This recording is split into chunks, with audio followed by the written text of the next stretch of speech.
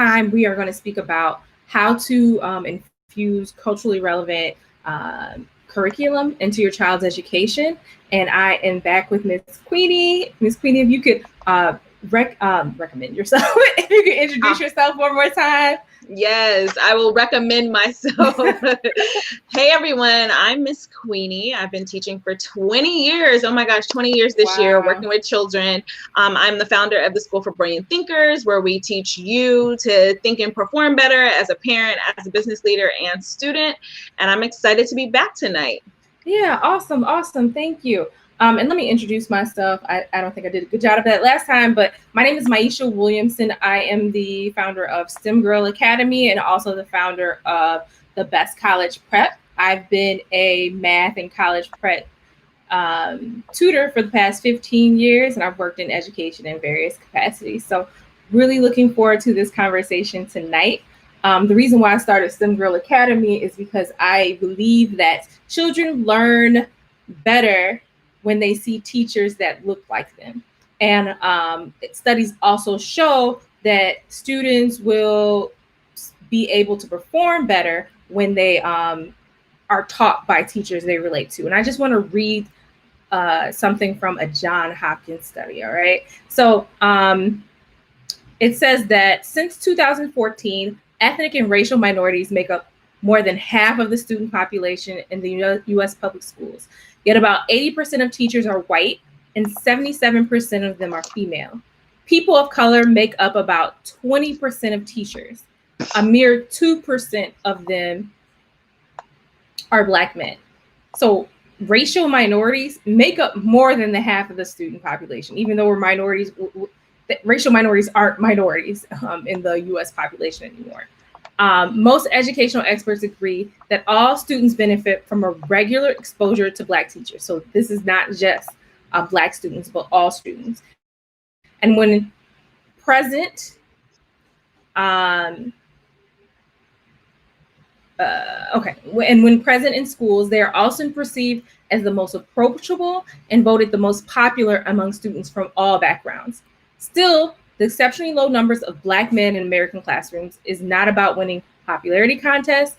Many education experts assert it's a matter of educational equity or lack of thereof. It is well documented that Black students who are regularly cited for lagging behind their white counterparts academically actually perform better when taught by teachers of the same race. Kids do better when they are taught by teachers that look like them. That's just the way it is, said California State University professor, one of two directors leading the Future Minority Male Teachers Across California project. That's why we need more men of color in classrooms, period.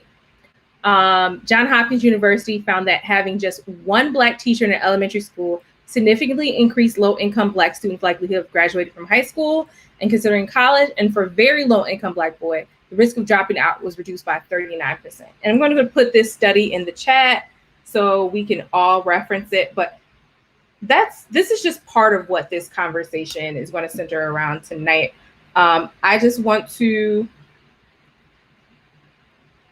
talk about infusing diverse curriculum into our schools. We already know that history, in history books, they're omitting a lot of Black history. And if Black history is there, it starts with slavery and oppression. And we want to uplift our students, let them know that they're not just, slavery is not the beginning of our story, and that is not the end all be all of our story. So that's what we're going to talk about tonight. And I just want to know your, Queenie, I just want to know your thoughts overall about the study, anything I said, or what are your thoughts? Why is this important for us to do? Yeah, I think it's important. Am I on mute or can you hear me? Okay, there I go. All right, so it's really, really important. Number one, you already stated that 80% of teachers are white. So when you're a child and you see your first teacher as a white person of authority, that just leads you and follows you throughout your entire career as a student, right? And so you never, and if you do see a Black teacher, they're usually the PE teacher, or there's probably the disciplinary on campus, right? Never getting to see a Black person who is a figure of a change agent, teaching you, developing you, grooming you, acknowledging you, seeing your growth spurts. And so it becomes imperative for children, like you said, it benefits all cultures to see Black men, to see Black women in those positions, particularly in elementary, so that our students can have an understanding of the world around them. A lot of what we're seeing with the Black Lives Movement and tearing down statues, these are all symbols, right? Symbols are very, very powerful. So the symbol of myself, when I used to teach, and I have taught in the K-1 too, the symbol of a Black woman standing in front of the class, that is such a powerful imagery, so that students see that Black folks aren't limited, that we are educated. There's so much that goes with it. So when I hear your intro with that study, I go, wow, it's so incredible, the impact that that would have on so many students around the world. Yeah, absolutely. Absolutely. I completely agree. I was never a classroom teacher, but I spent 2 years as a teacher's aide at inner city schools. And every time I came to school, I would dress up. And the reason why I would dress up was not because we had to or because it's mandatory, but a lot of these students never saw a Black professional. And like you said, the only professionals they saw were their doctors were of Indian descent, and their teachers were white. And I wanted to show them that a Black person could, present themselves in a certain way. I was an engineer, that I could go to college, I could be educated. I just want them to change their paradigm of what they thought was possible, and what they saw Black women, represented. So they're like, Miss Maisha, why are you always dressing up? And I told them why. And they're like, yeah, that's true. They're like, my parents never dress up, or I don't know anybody that dresses up. And the other teachers didn't do it. That's fine, because they already saw them as authority figure.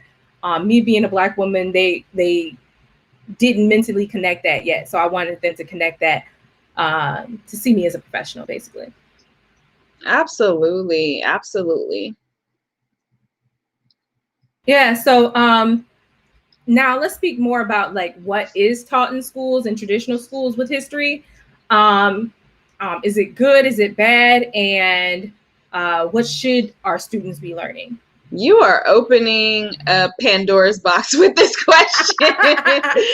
Oh my gosh. Okay, so the history that's currently taught has a slant and a tilt and an agenda, right? And that agenda, most people hear that and they think it's negative. Like everything has an agenda to it.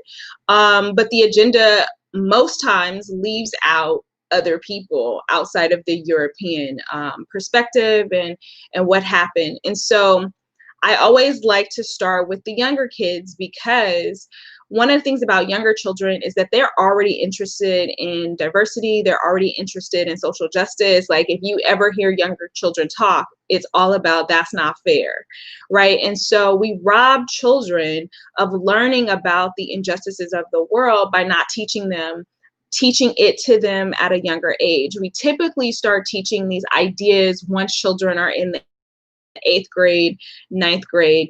And at that time, it almost becomes so late that they become apathetic to the issues that society is dealing with. So your question is, does the history we currently teach, is it good? Well, it's not meaningful and it's not productive. And it actually continues to put us in a cycle where every other year, we're hitting this frustration mark as a society. And some of us are saying enough is enough. And so, no, it's not proper. No, it's not fair that Black students are introduced to themselves as a slave instead of operating in powerful kingdoms that had books and libraries and medical facilities and engineering with their water and irrigation systems. When we're purposely and intentionally leaving that part of the conversation out, what you do is you perpetuate the idea of particularly Black students being second-class citizens, and that we continue to reinforce the 3/5 clause. unconsciously by doing this. So that's a little bit that I wanted to tap into tonight with that conversation. Yeah, absolutely. And I keep mentioning this, but in the history books, Black history always starts with slavery. And I remember one of my best history teachers, my AP English, not AP English, AP history teacher. She got so excited about slavery, and I was just like, this is really weird. And there would be these Confederate and reenactments. She would like go real deep into it, and she wouldn't go deep into the other things. And it was just really weird to me that she was so obsessed about slavery. But she's not the only one. All teachers, all history teachers, like the history books are obsessed with slavery. And the history books are written from the white American's perspective, right? So America is always shown as the hero. I was really blown away when I started dating a guy from the West Africa, and he would watch international news. And it was interesting to see news or modern history that wasn't reported from Americans always winning. You know, absolutely. There's a different viewpoint. Other cultures or other ways people do things aren't necessarily bad, but history books can present them that way. So that. Well, can I ask you, where did you grow up at to where they had such a affinity for Civil War and all of that? So it was just that instructor, but actually a lot of my instructors did. But where did you grow up at? The south suburbs of Chicago. Okay. So I grew up in the south suburbs of Chicago, which at the time was a mostly white suburb. My parents, when I was younger, the suburbs were really racist. So my parents would pull me out like every other year, and we would go to schools in the city. We would go to private school. So we would go to schools that would reinforce Black identity, positive Black identity, African culture, things like that.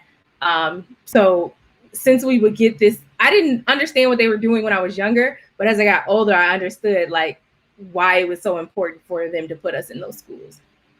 Absolutely. So when I was in the 4th grade, I was in a 3rd, 4th split class.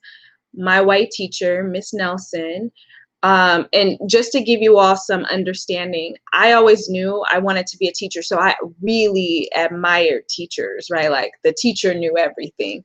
And even when it was time for me to do homework, I'm like, no, she said or he said it has to be this way. So this particular day in class, I remember raising my hand and asking Miss Nelson, like, how were the slaves treated? Right? And Miss Nelson looked at me with all of her confidence and authority in that classroom, and she told me that the slaves were treated pretty good, that they were able to get, their clothes twice a year, they had food to eat, they had a place to stay. And again, I'm a student who knows the teacher is right, but on this day, I knew internally this teacher was not right. And as a child, didn't necessarily have the confidence to tell the teacher at the time that she was wrong. But once I went home and reported to my father what had happened, the south side of Chicago came out of him, right? Like, so I grew up in San Diego, and my dad went up to that school and he let that teacher have it. He said, don't you ever tell my child or any other child that slavery wasn't that bad. He said, would you ever tell someone that the Holocaust wasn't bad, right? And so this goes to your point of that in American history, the Civil War, outside of the Revolutionary War, these are like moments in time. Like when you look at how students study the Civil War, they study every step of the way of where they had war at and who won on this front and who won on that front. We break it down to the colors of the team, right? There is a pride that goes into the Civil War, and it's not a pride. It's not even taught from the truth, which is that this should have been an embarrassment that we allowed some states to succeed from the nation, and that we had to go fight for our Union to stay alive, right? It should be taught that way. It should be taught that these group of people who are waving this flag, that it was complete treason. And why would any country allow any group who were attempting to revolt and to pull themselves away, allow them to still wave that flag? And the only reason that they're able to still do it is why? There's an obsession with oh, you're getting me there. You're getting me to that point where I was saying the things. But essentially, it's this idea that we own Black people, right? And so that's to your larger point of history perpetuates that idea. History in America does. Yeah, you're absolutely right. And say it. And the thing is, what I'm happy about is at this time, we can have these conversations. And what makes me the most excited, white people are willing to have these conversations. Absolutely. White people are willing to open up their minds to things that they might have thought were wrong or incorrect, and willing to learn and listen to Black people. And this needs to be said. There's an obsession with ruling over people. There is obsession with a time where white people were, at the top. We're seeing this now. Why make America great again? When was it great for who? When was it great for who? They want to go back to that time where they were number one. They feel like us not being enslaved, or not even Black people, just Mexicans, Chinese people, Japanese people. Like, if we really learn our history, all of these people have been oppressed at some time. And white Anglo people sometimes want to go back to the time where like they were on top. That's what really make America great really means. Absolutely. And my friend, when we're targeting, like, I know like the people that I target are liberal, open-minded people, so like we can have these conversations. and I mean, I'm not ashamed of it or anything, but we really want to make sure that we understand the history of the history books. History books in Texas are calling slavery indentured servants now. So the history books, Hugh Mifflin, I can't pronounce it, but who? That history book used to say that the first person to be killed in the American Revolution was a Black person, and they listed his name. Then they left out his name. Then they left out that he was a Black person. Then they left out that period. So yeah, they're erasing us from history, erasing Native Americans from history, posing Native Americans as savages because they don't do things the way that they think they should be done. And I think there's really a time where we can have pride in those things. So what are some ways, and I have some things to say about this, but what are some ways we can let our kids know that, especially Black kids or Native American kids, Mexican kids, whatever, that our history didn't start with slavery, that their history didn't start with, Clark taking over, that their history didn't start with Mexicans trying to jump the border. That's not what their history is here in America. Like, how can we reframe their history and learning our history? Yeah, I think that we have to start taking pride. We meaning yesterday I spoke about parents being the first educator, right? And so as your child's first educator, it's your job to really start teaching them culture and heritage pride very, very early on, right? And so start with the pride that exists within the immediate family, like your great grandma was, your grandpa did this, our cousins, our family owned this, right? So now they already start to have a pride and a sense of self within their own microcosm of a community and their own family lineage, right? And if you don't know, this is a great time. Let's go on a journey and let's see if we can find out information about our family, about our family's name. Where did it come from? And then as you get, as you go back and you start saying they were once enslaved, but then this is where you start to ask quality questions with your children. Like, what were these people before they were enslaved, or before, Europe showed up, or before Britain showed up? Who were these people before? And why do you think that we don't acknowledge histories and cultures prior to that. So a lot of this is also teaching thinking skills. Tonight, I do want to talk about the power of thinking, and that's my thing right there, teaching children how to think. And a lot of times we throw that concept around, but most children are not being taught how to think critically, deeply, intimately. They're not taught how to think across time and space. And so this is the perfect area to do this in terms of history and culture. I think you hit the head on the nail. And like I mentioned, the history books and even media, they pose things in the way that they want to, that best fit their interest. I remember even recently, President Obama, he kind of had to denounce his pastor when he was going for election initially. And they just painted this church like it was some militant, hate-mongering church. And even so that Black people would say that or believe it. And then one time, so I thought that because I believed what people were saying. One time my friend invited me to church. I didn't know what church it was. And when I got there, I realized it was the same church. And okay. I heard a sermon from this pastor, and I realized they were taking clips of what he's saying and basically painting him to be this person that he wasn't. He preached Black pride. He preached community. He preached, understanding your history. And he preached being a proud Black church, right?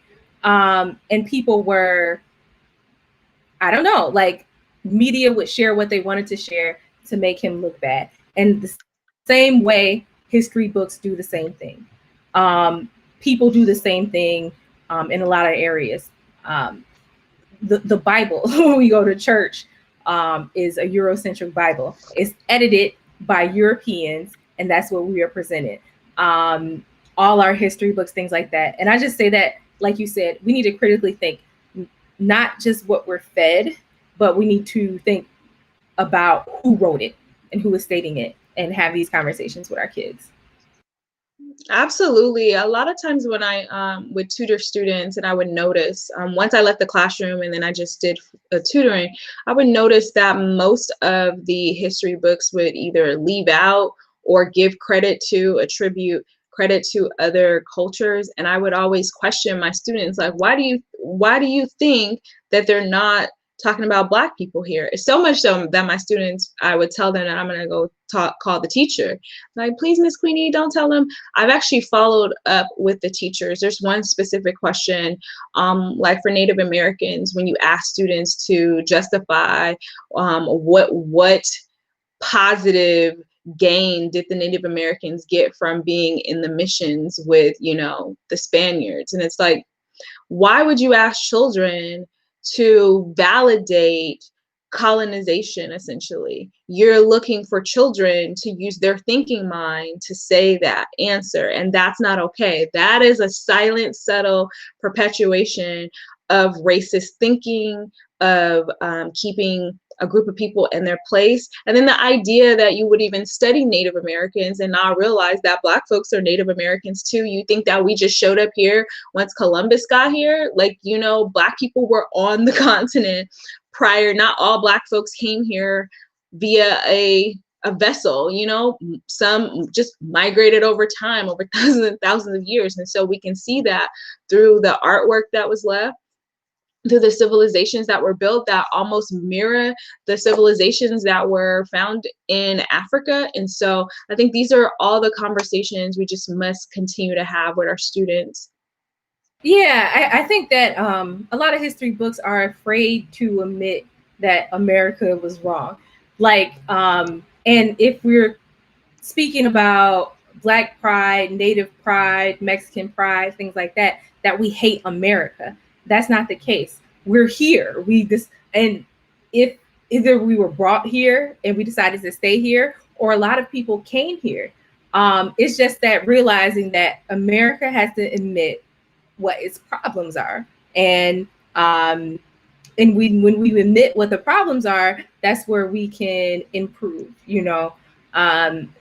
there was one movie, was The Butler, I think it was. Mm-hmm. At the end, he says, the father says, "Why do you hate America so much? Why do you protest so much?" He said, "I don't hate America." He said, "I love America." He just said, "I know America can do better, and that's why I fight." Yeah. And I think that's what, it's okay to admit that the country has some issues, and that's where we can learn to move forward. And I just wanted to mention, like you mentioned before, your parents being your first instructors. And so my parents, I just appreciate what they did culturally for me and the education they gave me. We went to the Black History Museum in every state in the eastern part of the United States. We learned about Black inventors, any Black creations, Black people who created things. They just really infused that into our knowledge and education. Like, we even traveled to go to different museums to learn about different things. So when I grew up, I knew that Black people were creators, Black people were inventors.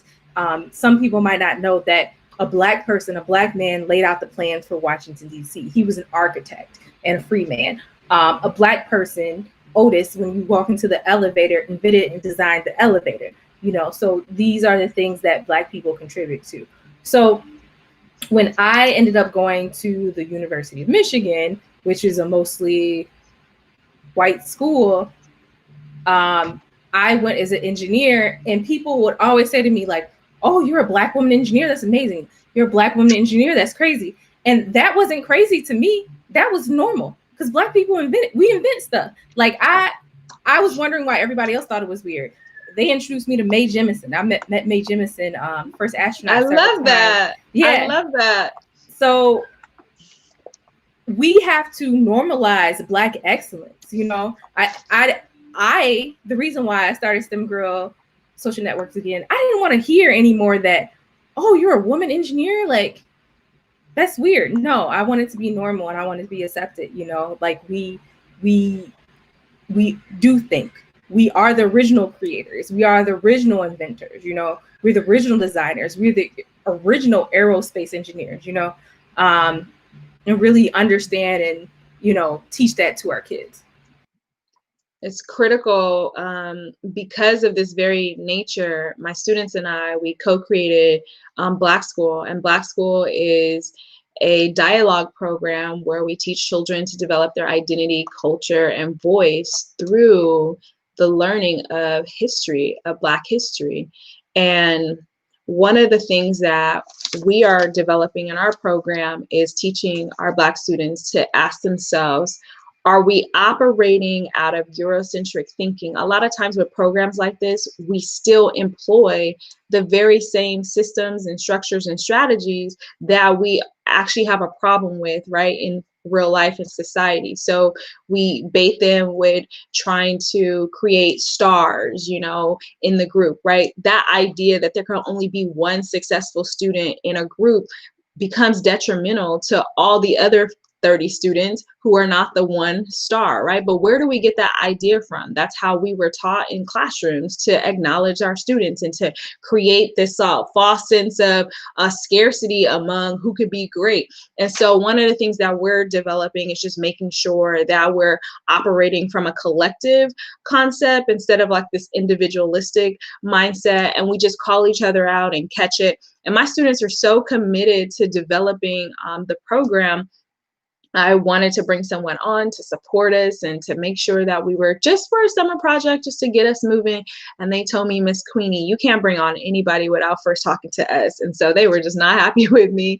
And then I set up a Q&A. And let me tell you, these from 9 to 20, they had questions for her. Like, "So tell me, what is your interest in helping Black students? Are you committed to the cause?" Like, they were really interested. And this is what you're saying, like, as your parents gave you models of success, I'm modeling to my students that you can be a leader now. You're not waiting to be a leader until you're 20 something. Your leadership shines now. And so this idea of Black excellence Yes, if you have any questions, yes.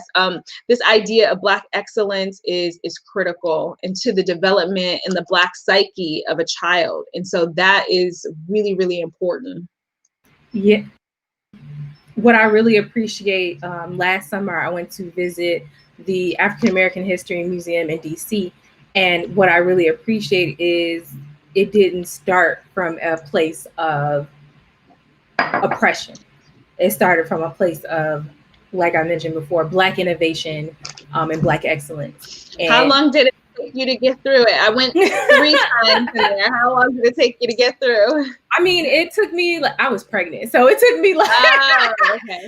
I didn't stay that long. I stayed about 2 hours, but I definitely want to go again. I was planning to go again this summer, but with the pandemic, but I definitely want to go again. And I'm looking forward to molding my daughter in the same way that my parents molded me, with cultural awareness. And it's very important. One thing you mentioned, we are living in a um, Eurocentric educational system, or Eurocentric just system, period. And we have to understand that that's not our original system. Like, we're not individualistic, we're not capitalistic, things like that. So we can learn more about like what our ancestors did. They were very community based, work together, everybody wins, help each other out. It's not just about the achievement of one, but achievement of all, right? And even the problems that they're having in Africa now is because they were invaded by European systems, and then they were taught to be decisive. They were taught to be decisive. I learned something called the Oriental Museum in Chicago. The Orient, we think, is Asian people because that's what we associate it with. Right. But the Orient is North Africa and the Middle East. So the Orient, when in that museum, it starts with Egypt, and it describes how people and civilization started in Egypt. Yeah. And in Egypt, men and women were considered equal. Men and women not being equal, and we having to fight for women's rights, that's a Eurocentric idea that was introduced many years later. So men and women did have different roles based on their childbearing duties and high skills, but a woman could own property, a man could own property. A woman, even if she was married, could own property in her own name, and she had all the rights and privileges as a woman. And this is pre-civilization, pre-European civilization. So women are equal. And then even in a lot of different African cultures, women are still seen as, being separate but equal. Like, women being lesser than is not an original idea. That was the original idea that was taught to us. That blew my mind. Yeah, those are concepts that were introduced to us, right? And so just how there's some concepts of ownership, that's a concept that we don't, in modern day Black America, that's a concept that we don't necessarily live out completely, right? So we live out because what's fed to us via media, via commercials, via how we attempt to combat racism is through consumption, right? So how do we shift from concepts that don't serve us to concepts that do serve us? And one of the things I want to talk about is the effects of what happens when Black parents don't initiate this cultural identity teaching very early on. Black students generally develop internalized racism, right? And this is that sense of self-deprecating behavior, self-hate, and the long-term effects of that is on their mental health, right? Their sense of self, their self-esteem, their anxiety that induces because they're in situations and they don't feel confident enough. They don't have a positive self-identity. And so by doing this early on, and let's say that you're a parent and you missed the beat a little bit and you kind of dropped the ball and you allowed the school to be responsible for that. Okay, your child is 13, your child is 16. This is the perfect time to pick it up this year, right? COVID, although it is interrupting our lives, is also giving us a time to sort of step back and analyze and see, what have I been missing? What haven't I actually been doing, especially as it pertains to my child's education? Whoa, this is what these people have been teaching my child? Okay, I need to step in and be the leader of my child's education and begin to establish the foundation of education. What does the word education actually mean? The root word is educar, which means to draw out. How are you going to educate your child if you're not drawing out who they are? How are you going to educate if you have not set up an environment for them to understand that in order to go forth and be brilliant, like I say to my students, it starts with knowledge of self, right? And the whole point of identity, a Black psychologist, Naeem Akbar, he talks about this. The transmission of legacy is one of the foundational principles of education. So with that knowledge, when we look at the modern day textbook, what transmission of legacy are they teaching us? They're showing us the legacy of certain explorers, of certain inventors, right? Because they are maintaining that heritage and that knowledge. And so because we know that our knowledge and heritage is not in the book, it's our job to now say, did you know a Black man was the person who landscaped DC? Did you know that this person did that? Did you know? Okay, if she did that. So I went to DC recently. It's one of my favorite places to go. And I went to Mary McLeod Bethune's house, right? Because she is such an archetype for me. She is a woman that I continue to aspire to model my career after. She was a career educator, started her own school. She had her own hospital, created a college, sat on the boards for different presidents, like started her own organizations. And when you look at the fact that Black folks were doing this at a time where they were so disenfranchised, where they were so hindered, they were still able to rise above, right? And so that is, at my age, still the power of seeing Black imagery. That's really good. I love it. That's really good. Like you said, Black imagery. I want to touch on that. That's so important. And when I pitched to about my organization, STEM Girl Academy, one of the things I use is, I can't think of her name right now, but to illustrate the importance of Black imagery and what Black children think they can do. Maisha Williamson became an astronaut, or became interested in becoming an astronaut, because she saw Lisa Nichols. Lisa, I'm making her name up. Something Nichols. She was an actress on Star Trek, but she was the first. Oh, yeah. I know what you're talking about. Yeah. Let's see her name. Let's do a quick Google search. Google search. Star Trek. Let's see. We're gonna learn something today. Nichelle Nichols. Okay. Nichelle Nichols. She was the first Black actress on Star Trek. Yeah. And she was an educated woman. She was the only person on TV who was educated and had a position of authority on TV at that time. Everyone else was a mammy or a maid or something like that. She didn't like the way she was treated on set. She didn't like her pay. She didn't like what she was doing. So she decided she wanted to quit. Martin Luther King sat down and had a conversation with her. This true story, y'all. Had a conversation with her. It's like, you can't quit. Do you know how many girls are looking up to you? Do you know how many Black kids are looking up to you? They see a Black person in authority on TV that they're like, you're a role model. And she didn't realize that. And so that caused her to stay for many years later. And because she stayed, a little girl, Maisha Williamson, on the south side of Chicago, said, I see a woman in space. I can be a Black woman in space, and became the first Black woman in space.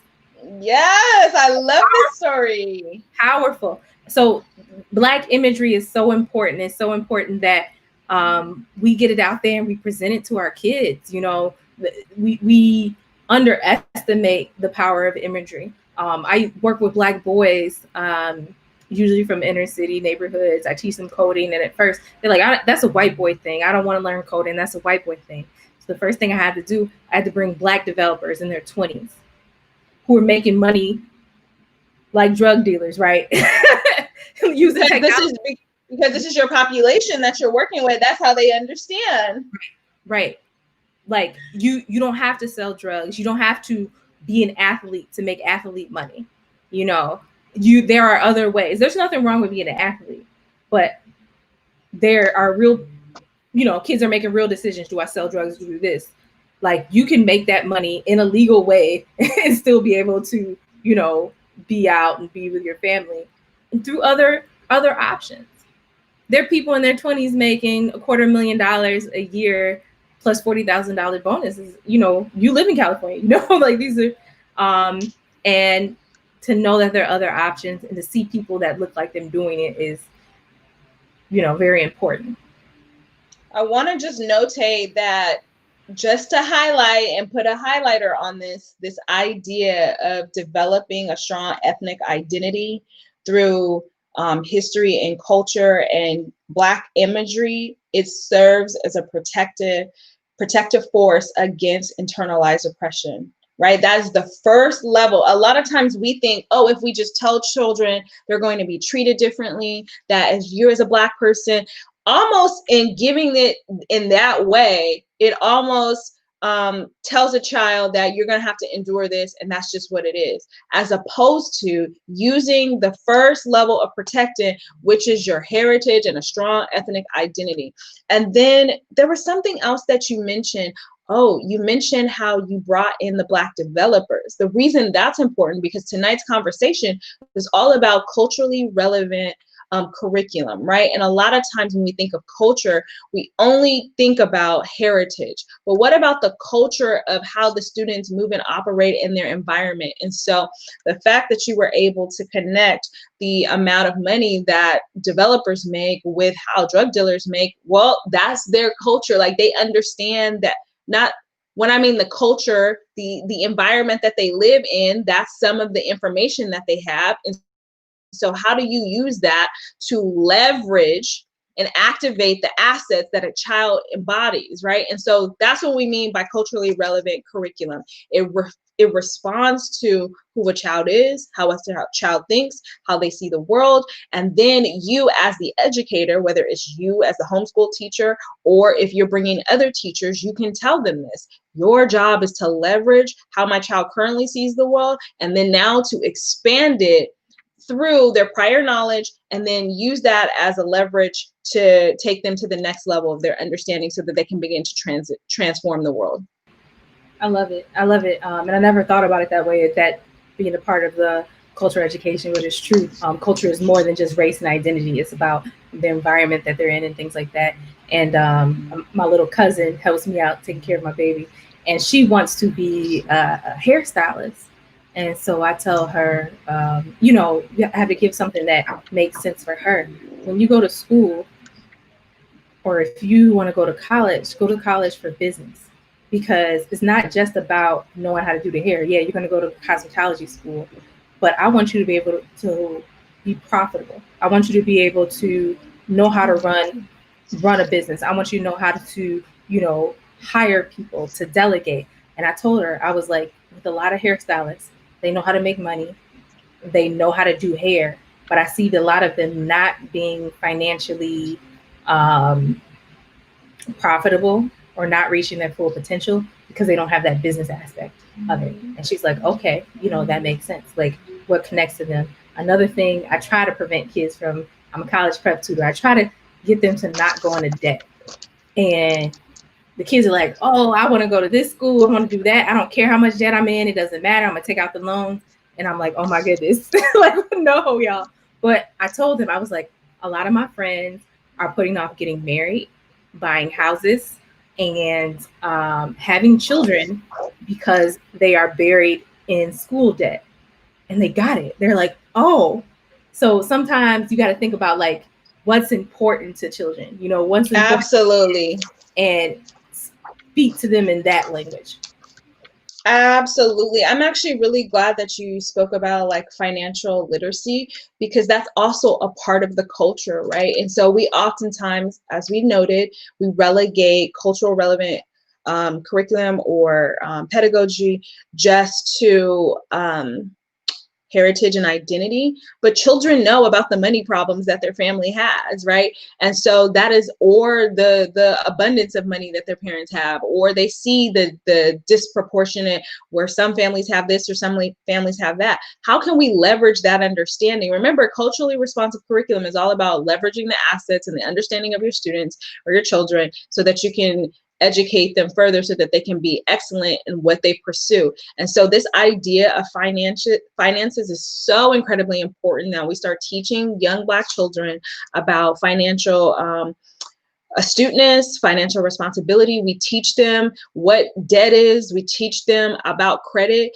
And I'm actually leaning in my own studies, just leaning towards the idea of being more cash-based and not necessarily even buying into credit. We might have to do a whole different call on that. But I want to point out the idea of financial literacy, technology literacy, environmental literacies. These are all things that would respond to your child's current culture. And so when we're developing curriculum for them for the fall, look at the environment. Like, is it a lot of smog? I live in Los Angeles. Sometimes when you go to LA, you can see how heavy the smog is. But when COVID hit, it was so clear and so beautiful.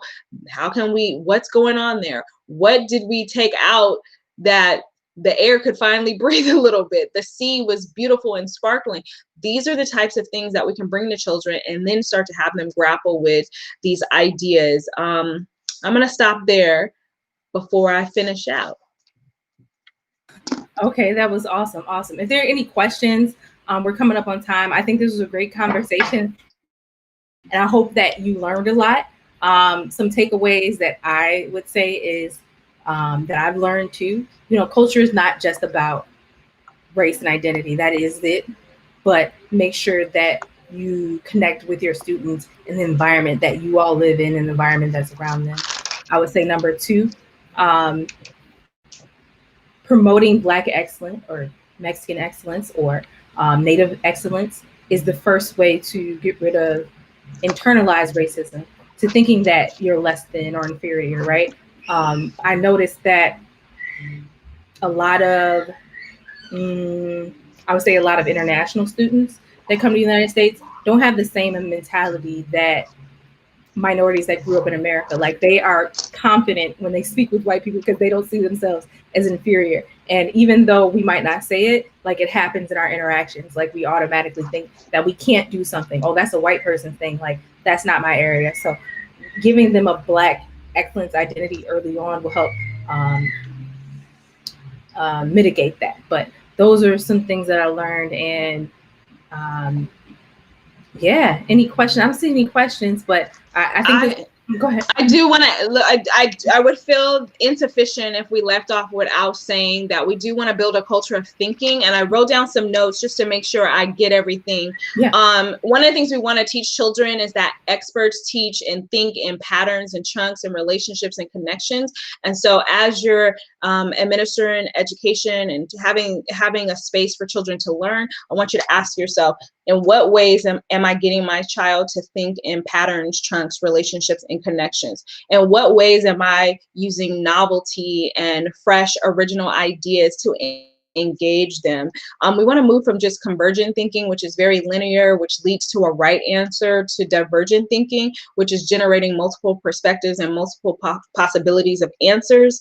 I'm just checking my notes, so I don't want to leave you hanging. One of the areas that you can really understand is that generally, when we think of thinking, we generally ask questions that just get children to understand, but understanding does not always equal thinking, right? You can understand something like, oh, I understand that we're in space, but if I were really to sit down and someone asked me, well, how did you get to space? Then I wouldn't have all the thinking skills to be able to properly answer that question. So we want to move students from just understanding information to being able to manipulate the information, meaning analyze it, meaning to decode it, meaning to revise it. We want to get them to the next stage, which is generating information based off of the learning that they understand, right?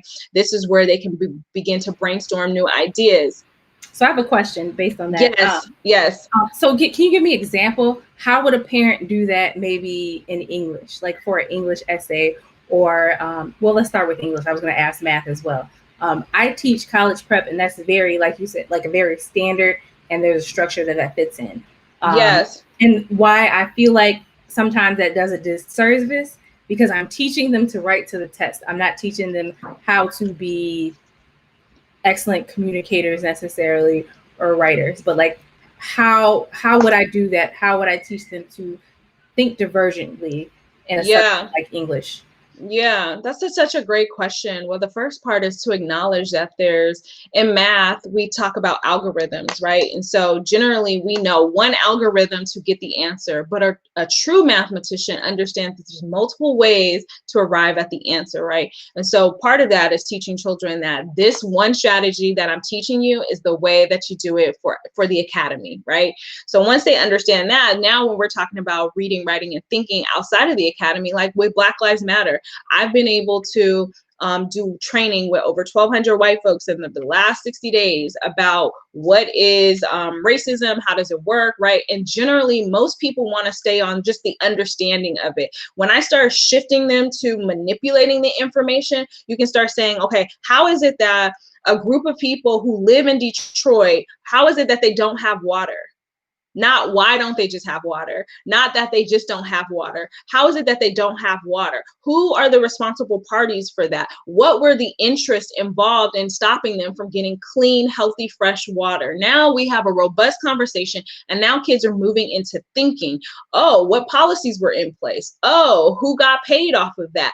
Oh, they decided to redirect the water to this group of people over here versus this group of people over here. Who benefits from that? So you take one simple conversation and you just lift the depth of knowledge just from understanding to now questioning, grappling with, and engaging in the material. And I see so many students, and I work with children and adults, and not just from an education standpoint, but when I'm working with adults, a lot of adults fail to have this tapestry of thinking skills because of what you just said. They were taught the right way or one way and don't realize that there's multiple ways to be able to think through ideas to arrive at more sophisticated answers.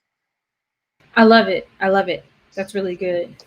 Yeah, and that's one of the things that honestly I struggle with sometimes, like trying to teach students, like you said, how to think on their own.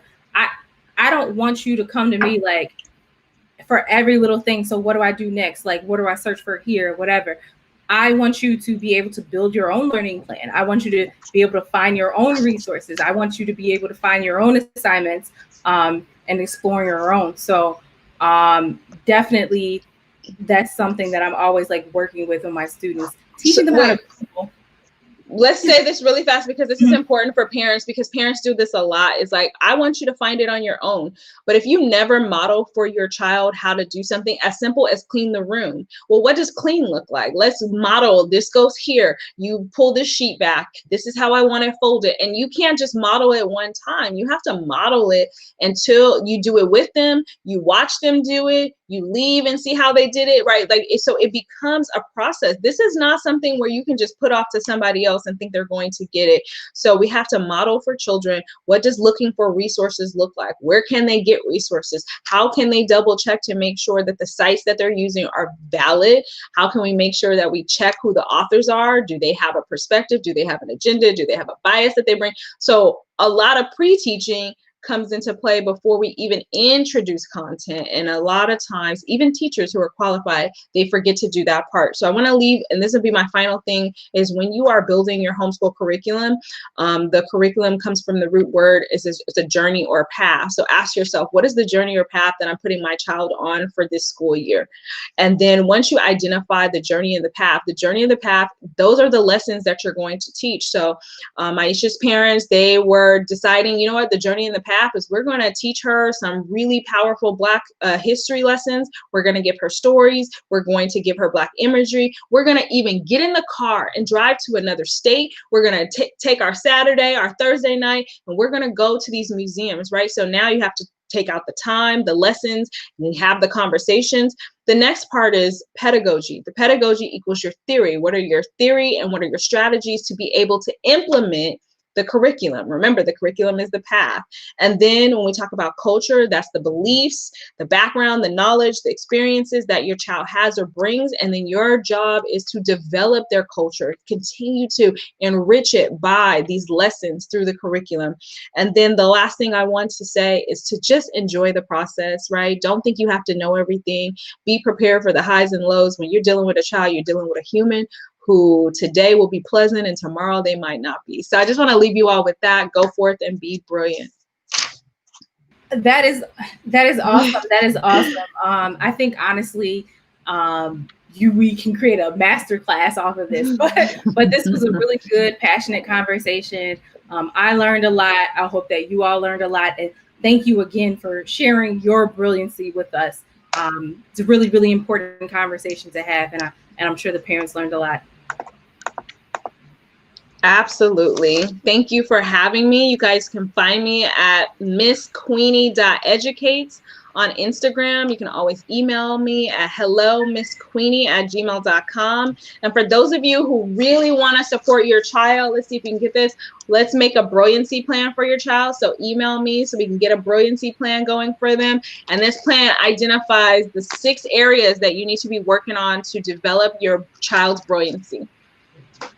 Thank you, thank you, thank you. And if you've registered, we'll be sending all that information out to you. So please follow her and please contact her. And thank you so much. And I'll see you guys in a few minutes. And thank you for coming. And I look forward to having you again. Okay. All right. Good night.